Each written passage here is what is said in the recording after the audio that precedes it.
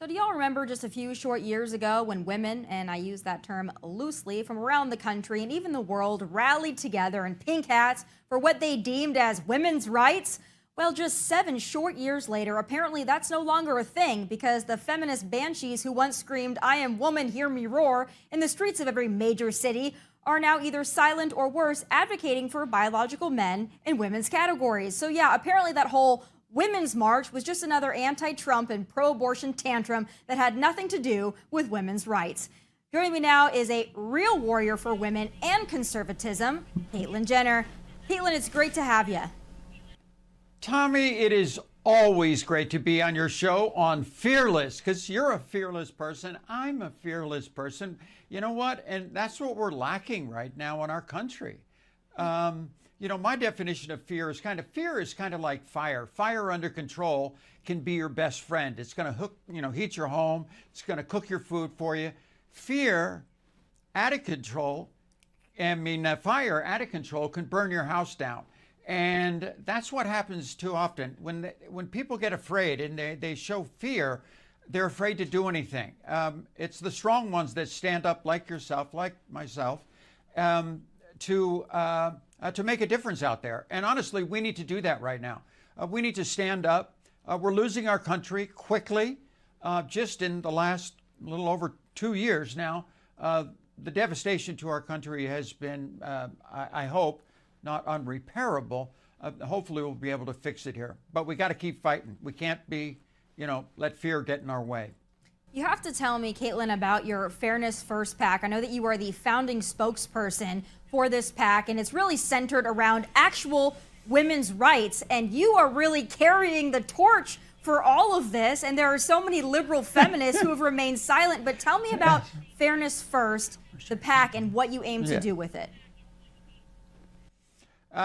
Yes. Where is Jane Fonda today? We're out there fighting. FairnessFirst.us was started by some people. I met a lot of really great people when I got into the political world for the recall of Gavin Newsom. And I started realizing that the one thing that makes politics is, unfortunately, it's sad, but money.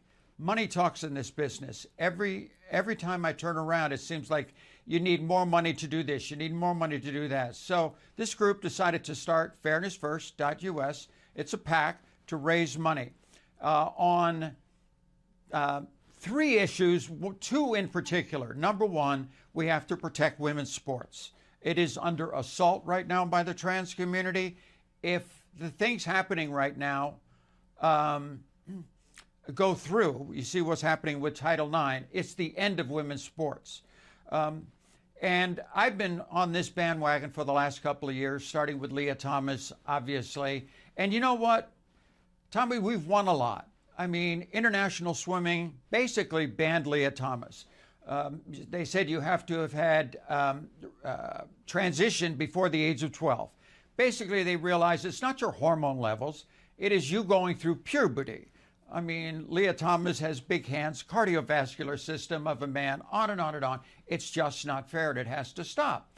So I've been fighting that battle for a while. So we won in swimming. Then World Track and Field, World Athletics, headed by Sebastian Coe, kind of the domino effect, that fell. They basically banned trans women in women's sports on an international basis.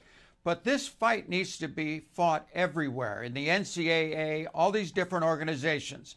And after all of those wins, who comes into the picture? Joe Biden. Joe Biden declared just weeks ago that he wants to change Title IX, which was set up back in the 80s for fairness in women's sports, primarily in the NCAA with scholarship programs, saying that if the men's team gets 10 scholarships for soccer, the women's team needs to get 10 scholarships for soccer, which was fair. And it went through, it is the law, and it raised women's sports. I mean, not only from the scholarship standpoint and getting a great education, but also women's sports came up. It was such a good thing.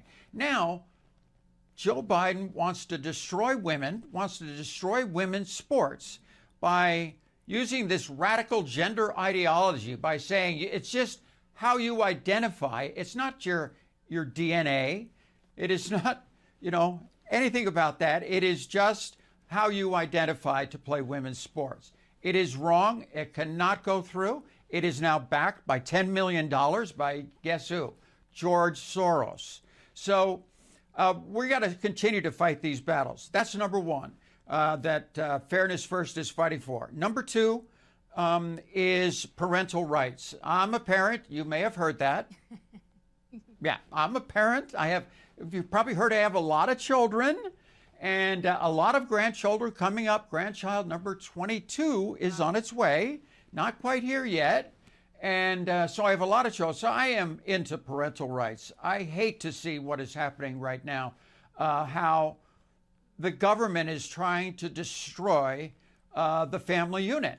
I mean, there's no question about it. You see it all the time. What they're doing in school, this radical gender ideology they're trying to teach our children.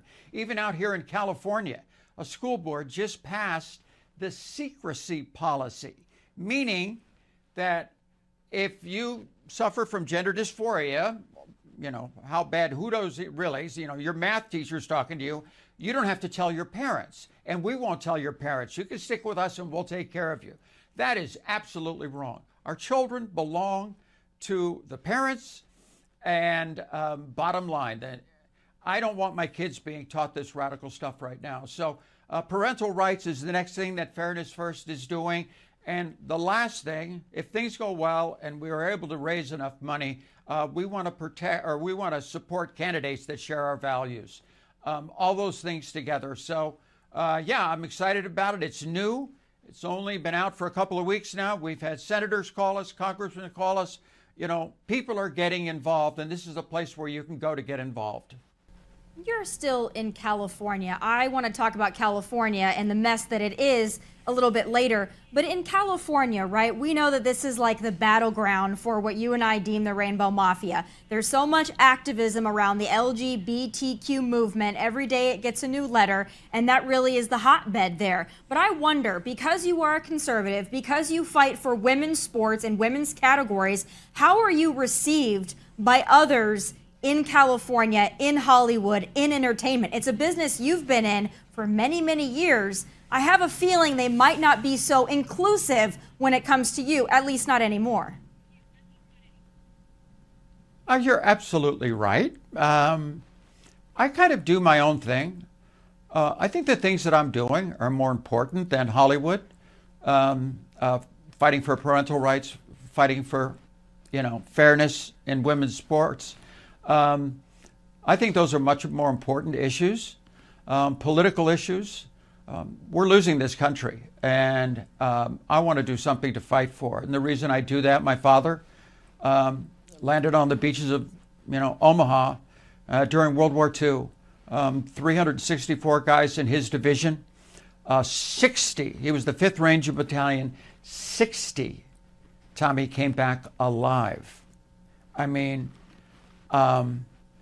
if he could see, he's buried at Arlington, if he could see what was happening to this country right now, he would be absolutely devastated. And I'm going to fight for him. I'm going to fight for all those guys during World War II, all the veterans out there. I did a big fundraiser this weekend for veterans down in Florida, and I'm going to continue to fight for that. There's so much to do right now that Hollywood can kind of stand on the back burners right now. I think saving the country is much more important. But yeah, to be honest with you, Tommy, I mean, I get death threats all the time. I'm sure you're very outspoken. You get the same thing. It's a shame, but I am, like yourself, a big supporter of the Second Amendment. I am armed and I can defend myself. Okay, so I'm not afraid of that. And yeah, Hollywood I kind of left behind. The political issues right now are so much more important. But I wonder as well, have you had conversations in the trans community to some of these individuals to try to explain to them your perspective? Have you made any headway? Because there has to be some reasonable people that understand what you're saying. There's nothing against trans people, nothing against the LGBTQ community. We just need to have separate categories so that women are not entirely erased. Is there any headway you're making in these conversations? We know in the public and in the spotlight, it's this trans movement is very loud, very vocal, and very aggressive. But I wonder behind the scenes in personal conversations if you're able to maybe change some hearts and minds. Yes, you are. I'm a common sense person. I believe in common sense. We have, unfortunately, like any group, any small group out there, there is always a very small portion of that are kind of this radicalized group. I mean, I have been for the longest time, from going way back when, years ago, right after I come out, and started, I kind of had my head up in the stars, and I'm thinking, I'm going to change the world when I first came out. I said, I'm going to start raising money. I did a deal with Mac, and I had my own foundation. We raised about $2.5 million just in the first year.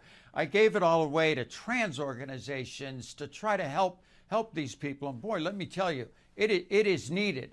But in return for that, what did I get? Because I was a Republican, and to be honest with you, Tommy, it started with the Diane Sawyer interview way back when, still as Bruce.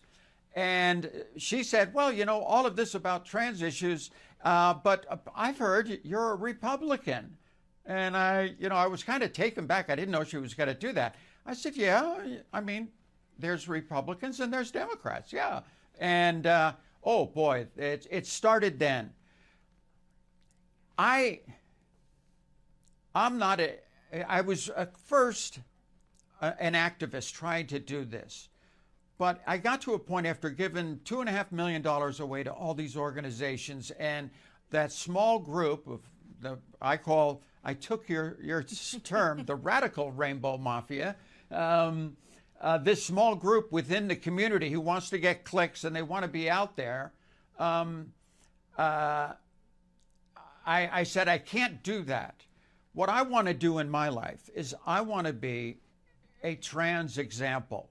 I'm not an activist. I'm an example. I'm an example that, you know what, you can go through a lot in your life.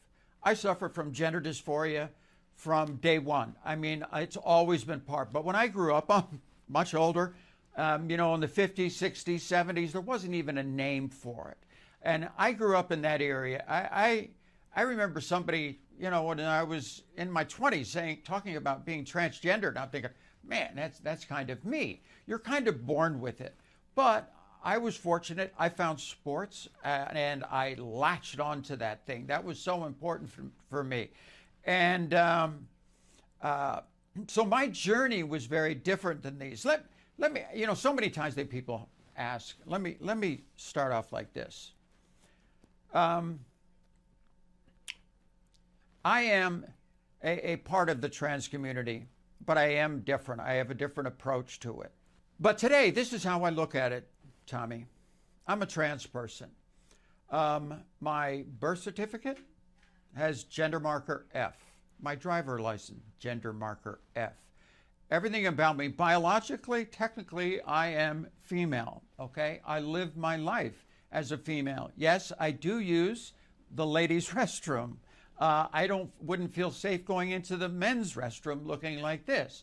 I've never had a problem there. The people are wonderful. And by the way, Tommy, the ladies' rooms are much better. They're cleaner. They're cleaner. They got music. Usually they have flowers, It's much nicer, and the conversation is much better in the ladies' room. Let me tell you that. I learned that. So I love going in there. But I know people may feel uncomfortable because I'm in there. But I'm always very nice and very friendly. I go in and do my business and boom, I get out, unless there's a good conversation going on. I get out, and I've never, ever, ever had a problem with that. And so I live my life as a female, but I consider myself, because I have great respect for women, okay? I love women.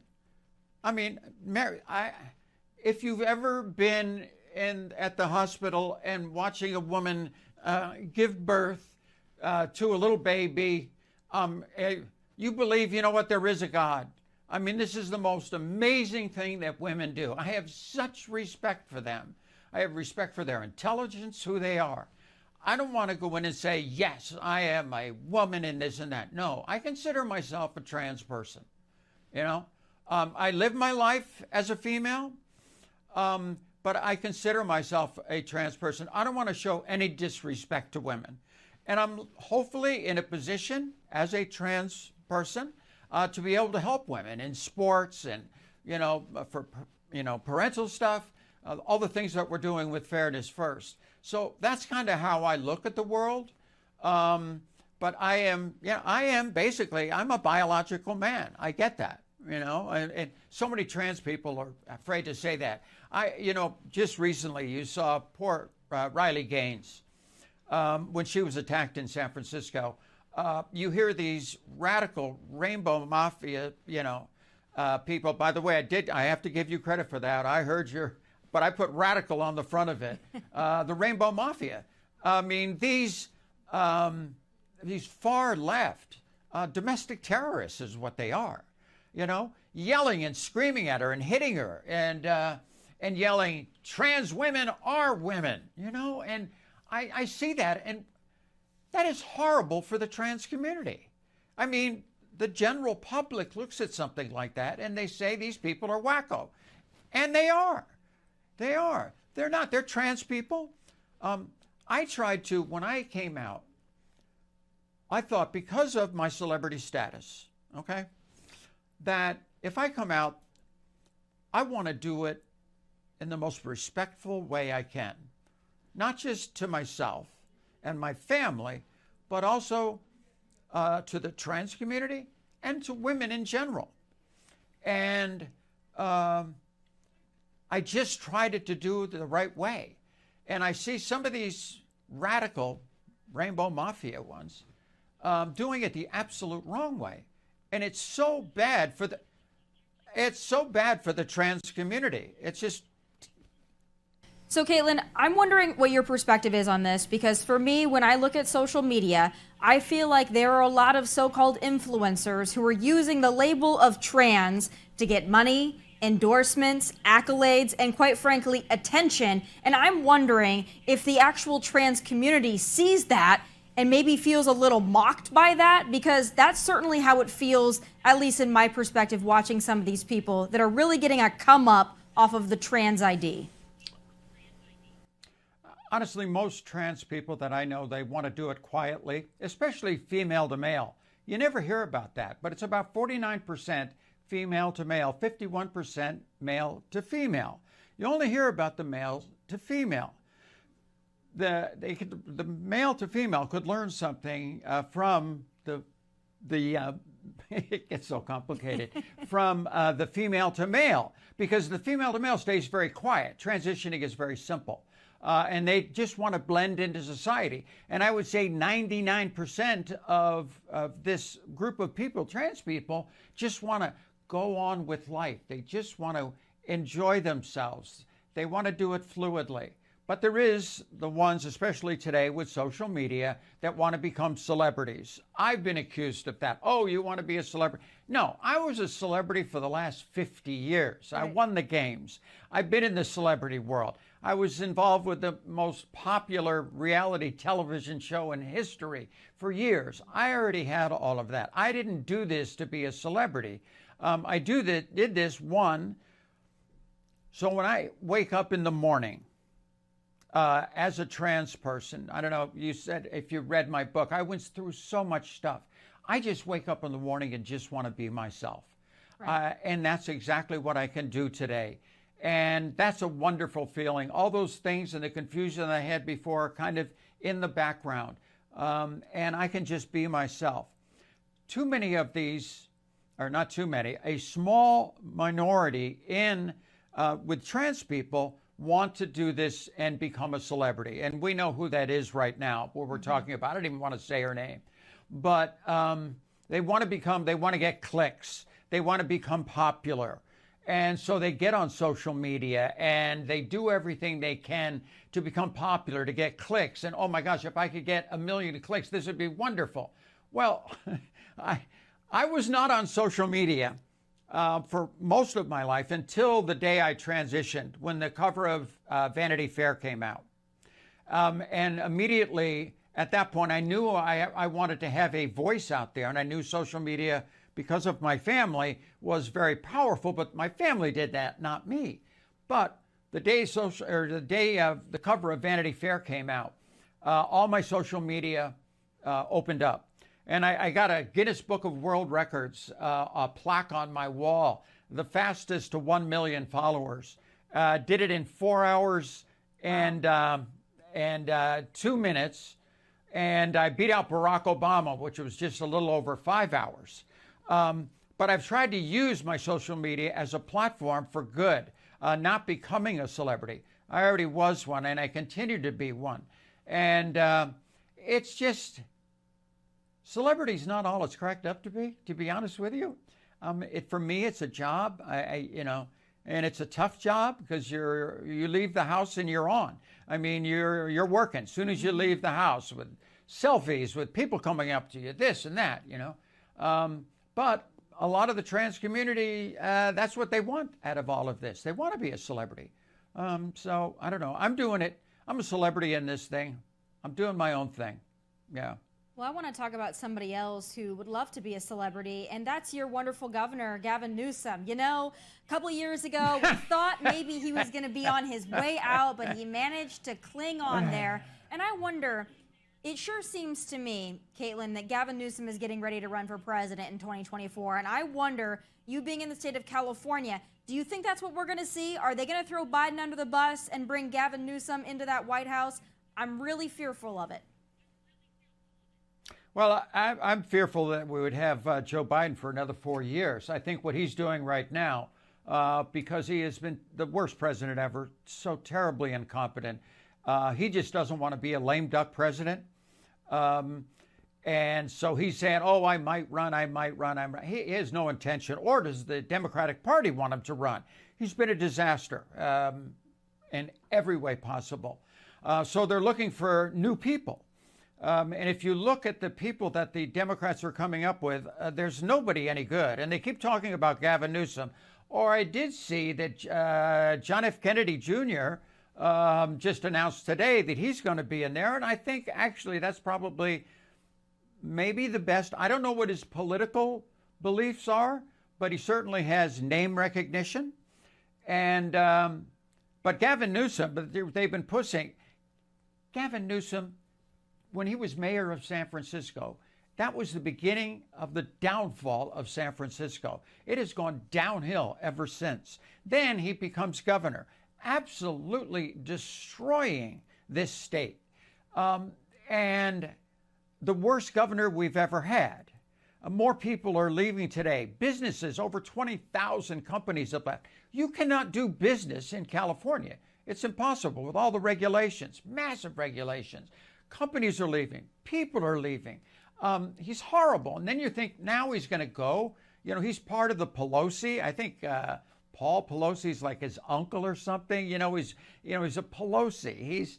This is where Kamala Harris came from. I mean, San Francisco politics. It's horrible. They're just horrible. And he thinks he's going to run for president. He's slick. He's got the good hair. He's slick. But his track record is absolutely horrible. And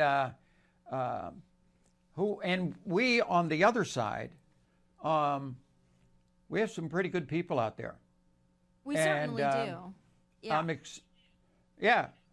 I mean, some very competent, good people out there on the Republican side. And so that's more interesting. I think whatever happens, I just don't see, unless, Joe Biden, first of all, Donald Trump got more votes than any other Republican in history last time around. I don't know. As hard as you try to convince me, and I don't see how Joe Biden ever got 80 million people to vote for him. But it's what happened. You have to kind of live with it. Unfortunately, because of that, our country has been destroyed. And we have to fix that. But we have a lot of very good candidates on the Republican side. Do we get the honor of seeing another Caitlyn Jenner run for governor in California? Is that something that's still in the works, maybe potentially? I know that it's got to be an uphill battle. You fought it once, but is there more fight left in you to enter the political world once again? There's always a lot of fight in me, Tommy. I've been fighting my whole life, but I think I need to fight in other areas. You have to be realistic. You look at California, they've never even had a female governor, let alone a trans woman, and that's very, very tough to overcome, okay, no matter how much money you can raise. I've found myself in the future really enjoying working with Fairness First, trying to make a difference on the issues that I really care about, and that is protecting women's sports and parental rights and supporting candidates that share our values. And I think I'm better in those areas, and I can make a bigger change, kind of being behind the scenes, trying to raise money to fight for those issues. And so for right now, yeah, I can't see myself going back into the political arena. I'm older. I want to enjoy my senior years. You know how it goes. Well, we certainly appreciate your voice, and you have done far more than any liberal feminist out there, especially in the last couple of years, fighting for women, fighting for women's sports, fighting for common sense, which at the core of it is something that you stand for above everybody else in California. I see you as a shining voice, not only in that state, but in our movement, and we're happy to have you. Thank you for being with me. We hope we can get you and maybe the entire family out to the volunteer state of Tennessee one of these days, because we'd love to have you all. If I could convince them to go, they would be there. And that would be a good one. But Tommy, I've just always appreciated you and the fight that you have in you. It kind of reminded me the other day when Riley Gaines. After she had been attacked and they asked her, oh, is that going to make you slow down? And she's so competitive. That's why I love athletes. She's so competitive. She looks at her and says, no way, I'm not a thing. I'm going to fight now, and I'm even more motivated. And I see the same thing in you. And I've watched you from the beginning of your career on, and it's been so much fun to watch you. I wish you nothing but the best. I'm glad to see you're married now. You're stable. It's all good. It's all good. Doing what we love to do. And I'm in a great free state, so whenever you're ready to come to a free state, we will welcome you with open arms. Thanks so much for being with me. And please say hello to everyone at the Fox Los Angeles Bureau for me. I will. All right. Thanks so much, Caitlyn. I'll talk to you soon.